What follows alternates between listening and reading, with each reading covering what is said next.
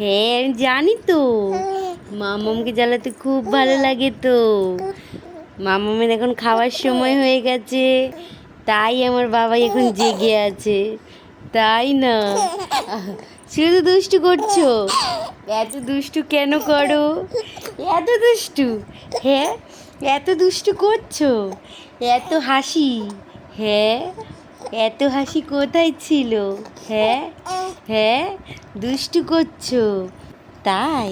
তুমি আমার পাপা, আমার পাপা, হ্যাঁ তাই, তাই তুমি আমাকে ঘুরতে নিয়ে যাবে?